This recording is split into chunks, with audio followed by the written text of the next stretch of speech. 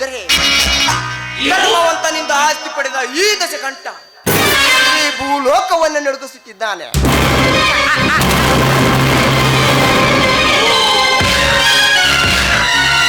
ಧರ್ಮವಂತನ ಸರ್ವ ಆಸ್ತಿ ನನ್ನ ಕೈ ಸೇರಿದ್ದಲ್ಲದೆ ಅವನ ಮಗ ಶಿವನ ಕುಟುಂಬವನ್ನು ನಾಯಿಪಾಡು ಮಾಡಿ ಶಿವ ನಿನ್ನ ತಮ್ಮನೊಬ್ಬ ಕಂದಾಯ ಇಲಾಖೆಯ ಆಫೀಸರ್ ಆದ ಮಾತ್ರಕ್ಕೆ ನೀವು ಶ್ರೀಮಂತರೆಂದು ಕನಸು ಕಾಣುವುದು ನಿಮ್ಮ ಭ್ರಮೆ. ದಂಡನಾಯಕನಂತೆ ದರ್ಬಾರ್ ನಡೆಸುತ್ತಿರುವ ನಿನ್ನ ಅಳಿಯ ಭದ್ರನ ಕೊಬ್ಬು ಇಳಿಸಿ ಅವನನ್ನು ಬೀದಿಯಣ ಮಾಡದಿದ್ದರೆ ನನ್ನ ಹೆಸರು ಧರ್ಮಾಪುರ ದೊರೆ ದಶಕಂಠನೇ ಅಲ್ಲ.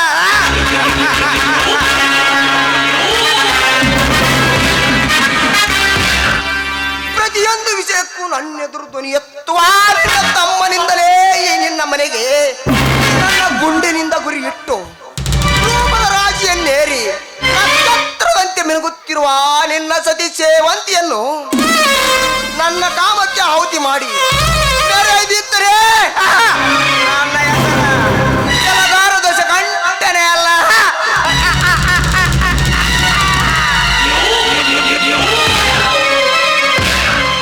ಶೆಟ್ಟಿ ದಿಪ್ಪ ಶೆಟ್ಟಿ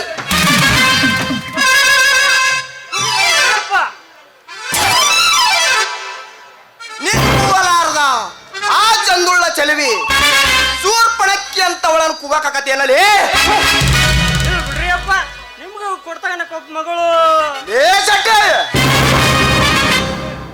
ಬರೀ ಶೆಟ್ಟಿ ಅಲ್ರಿ ಅಪ್ಪ. ಶೆಟ್ಟಿ ಅಪ್ಪರ ನನ್ನಿಂದ ಯಾವ ಕೆಲಸ ಆಗ್ಬೇಕತ್ರಿ ನೋಡಿ ಯಾತಿಪ್ಪ ಹೇಗಿದೆ ಈ ದಶಕಂಠನ ದಶಾವತಾರ.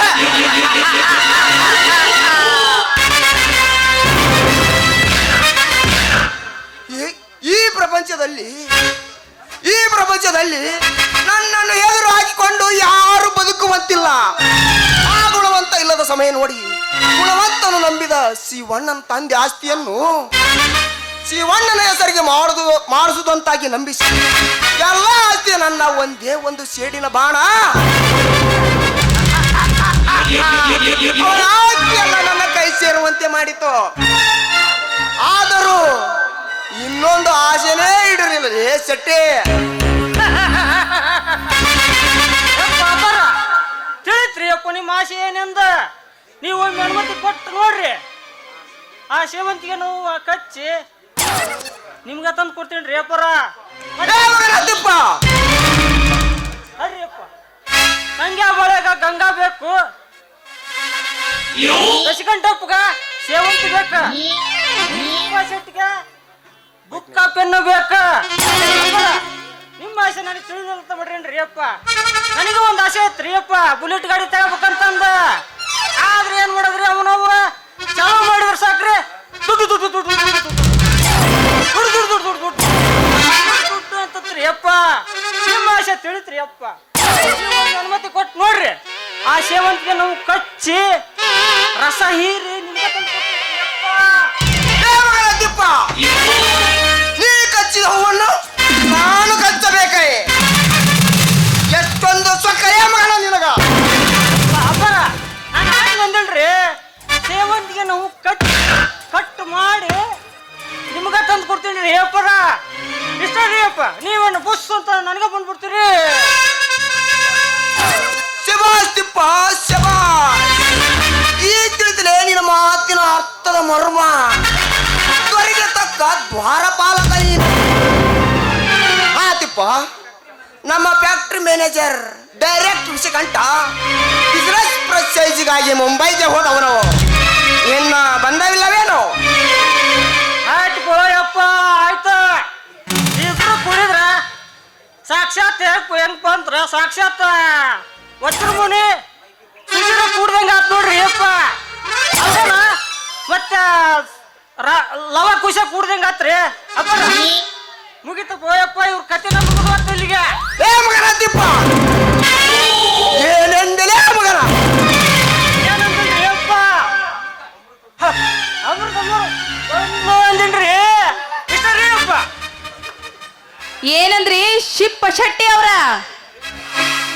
ಏನಿಲ್ಲ ಬಾಂಬೃತ ಆ ಬಡ ಬಿಕಾರಿ ಶಿವನ ವಿಷಯ. ಡ್ಯಾಡಿ, ನೀವು ಅದ್ರ ಬಗ್ಗೆ ಎಲ್ಲ ತಲೆ ಕೆಡಿಸ್ಕೊಳ್ಬೇಡಿ. ನೋಡಿ, ಆ ಶಿವ ಬೇಟೆ ನಂದು. ಅದನ್ನು ಹೇಗೆ ಬೇಟೆ ಆಡ್ಬೇಕಂತ ನನಗೆ ಚೆನ್ನಾಗಿ ಗೊತ್ತು. ನೋಡಿ, ಇನ್ನು ಮುಂದೆ ಈ ಅಮೃತಳ ರಾಜಕೀಯ ಹೇಗಿರುತ್ತೆ ಅಂತ ನೋಡಿ ಡ್ಯಾಡಿ.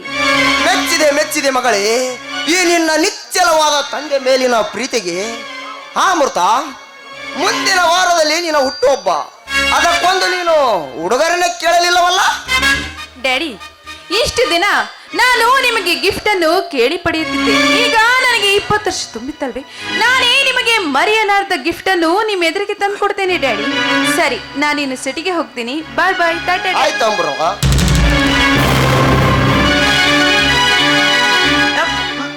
ನೋಡಿದ್ಯಾ ತಿಪ್ಪ ನನ್ನ ಮಗಳ ಮಾತನ್ನು? ತಂದೆಗೆ ತಕ್ಕ ಮಗಳ. ಅಪ್ಪ ಯಪ್ಪರ ಅಂತ ಇಂತ ದಾರಿ ಫುಲ್ ಸರಳ ನೋಡ್ರಿ. ಅಪ್ಪರ ದಾರಿ ಫುಲ್ ಸರಳ ನೋಡ್ರಿ, ಕಚ್ಚರ್ ಹೊಡುತ್ತ. ನಡೆ ಶೆಟ್ಟಿ, ಹೋಗೋಣ.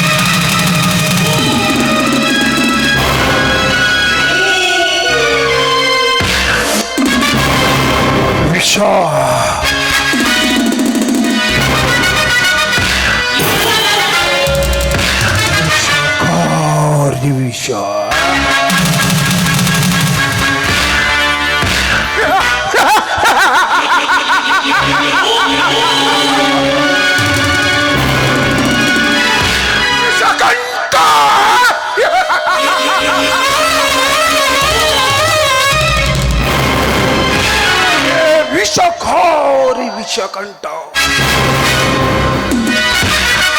ಓ ವಿಷಕಂಠ, ಜಗತ್ತನ್ನೇ ಉಳಿಸಲು ವಿಷ ಕೂಡಿದ.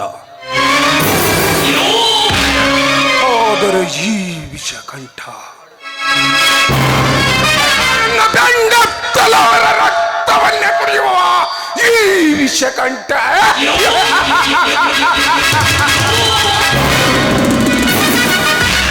ದಶಕಂಠ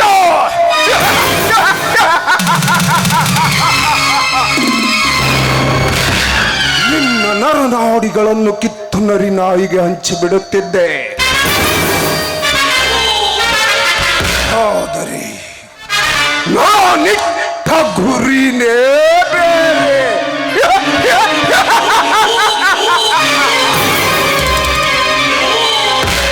ಓ ಸೃಷ್ಟಿಕರ್ತ ಸೃಷ್ಟಿಸಿರುವ ನಟ ಭಯಂಕರ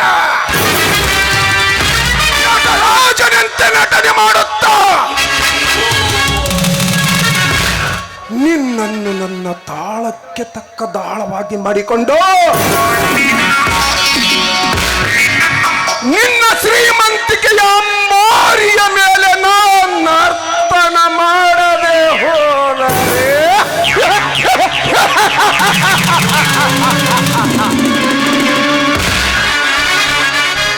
ನಿನ್ನ ಶ್ರೀಮಂತಿಕೆಯ ಅಂಬಾರಿಯ ಮೇಲೆ ನಾನು ನರ್ತನ ಮಾಡಿ ನಿನ್ನ ಶ್ರೀಮಂತಿಕೆಗೆ ಕುಬೇರನಾಗಿ ನಿನ್ನ ಕೈಗೆ ಚಂಬು ಕೊಟ್ಟು ನಿನ್ನನ್ನು ನಡು ಬೀದಿಯಲ್ಲಿ ನಿಂತು ಭಿಕ್ಷೆ ಬೇಡುವ ಹಾಗೆ ಮಾಡಲಿಲ್ಲ. ನನ್ನ ಹೆಸರು ವಿಷಕಾರಿ ವಿಷಕಂಠನೇ ಅಲ್ಲ. ಅಷ್ಟೇ ಅಲ್ಲ ದಶಕಂಠ, ನಿನ್ನ ಮಗಳು ಅಮೃತ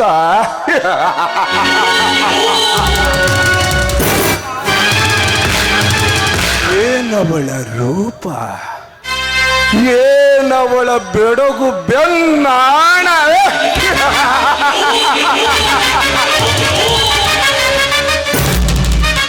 ಓ ಸೃಷ್ಟಿಕರ್ತ ಸೃಷ್ಟಿಸಿರುವ ನಟ ಭಯಂಕರ ನಟನಂತೆ ನಟನೆ ಮಾಡುವವಳ ಸುಂದರವಾದ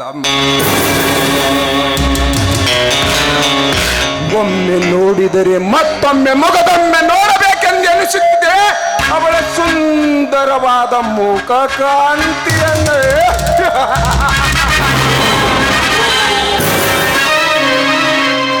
ಸೆಕೆಂಡ್ ಬಡ್ಡಿಗೆ ಮಾಲ ಬಡ್ಡಿ ತಿಂದು ಬಚ್ಚು ಬೆಳೆಸಿಕೊಂಡಿರುವ ನಿನ್ನ ಹೊಟ್ಟೆ ದಿಟ್ಟತನದಿಂದ ಮೆರೆಯುವ ನಿನ್ನ ಮಗಳನ್ನು ನನ್ನ ಪ್ರೇಮದ ಜಾಲಕ್ಕೆ ಸಿಲುಕಿಸಿ ನಿನ್ನ ಮಗಳಿಂದಲೇ ನಿನ್ನ ಶ್ರೀಮಂತಿಕೆಗೆ ದೊರೆ ನಾನಾಗದೆ ಹೋದರೆ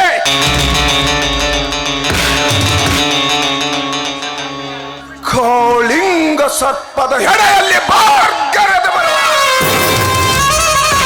ವಿಷಕಾರಿ ವಿಷಕಂಠನೇ ಅಲ್ಲ.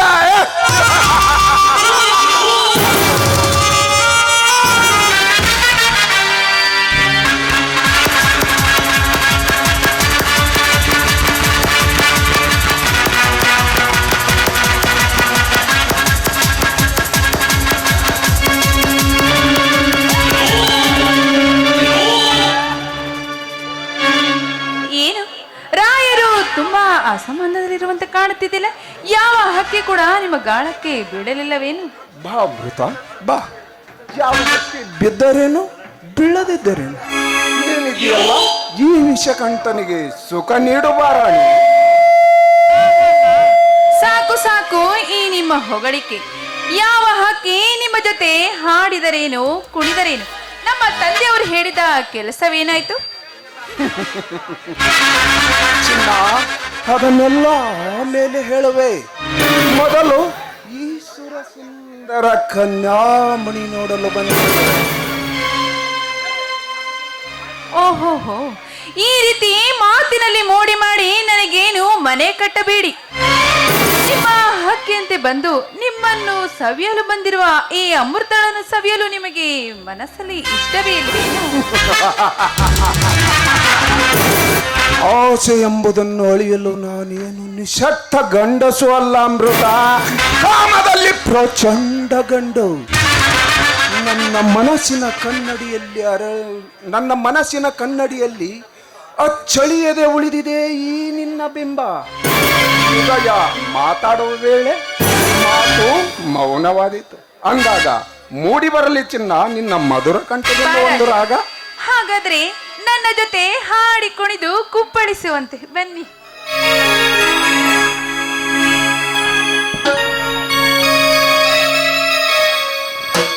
ನಿನ್ನಂತ ಶ್ರೀಮತಿ ಜೊತೆಯಾದಾಗ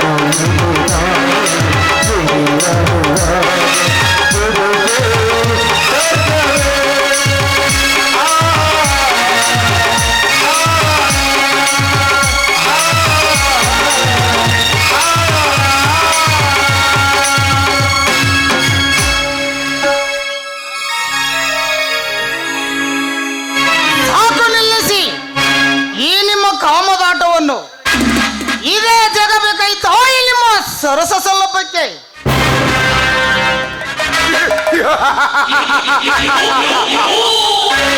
ಪ್ರೇಮದ ಅಮಲಿನಲ್ಲಿ ಹಾರಾಡುತ್ತಿರುವ ಈ ಜೋಡಿಗಳಿಗೆ ಶವಜಾತವಾದರೇನೋ ಯಾವ ರಮನೆಯಾದರೇನೋ ನಾಚಿಯಾಗಬೇಕು ಈ ನಿಮ್ಮ ಹೇಸಿಗೆ ಜನ್ಮಕ್ಕೆ. ಪವಿತ್ರವಾದ ದೇಗುಲವನ್ನು ಅಪವಿತ್ರ ಮಾಡಲು ಹೊರಟಿದ್ದೀರಲ್ಲ, ಎಷ್ಟು ಕೆಟ್ಟವರು ನೀವು.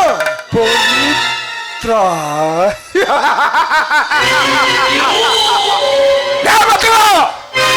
ಪವಿತ್ರ ಎಂಬ ಮೂರಕ್ಷರದ ಪದವನ್ನು ಅಪವಿತ್ರ ಮಾಡುವುದೇ ಈ ವಿಷಕಂಠನ ಕಾಯಕ.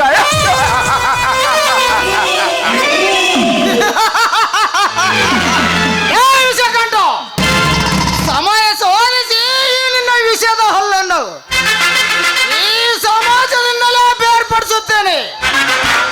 ಬರದಿಟ್ಟುಕೋ ಇಲ್ಲ ನಮ್ಮ ಮಾತನ್ನು.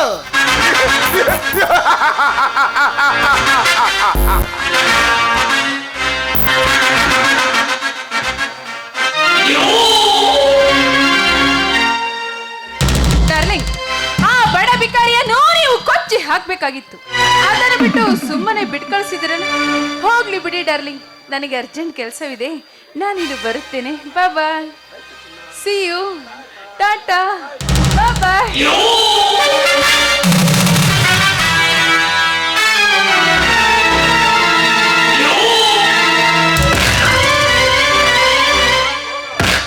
ಹೋಗು ಅಮೃತ ಹೋಗು.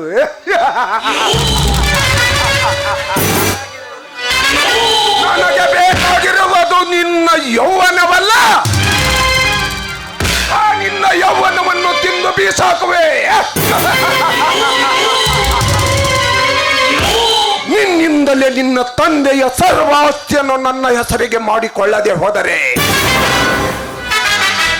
ನಾನು ಘಟಾನುಘಟಿ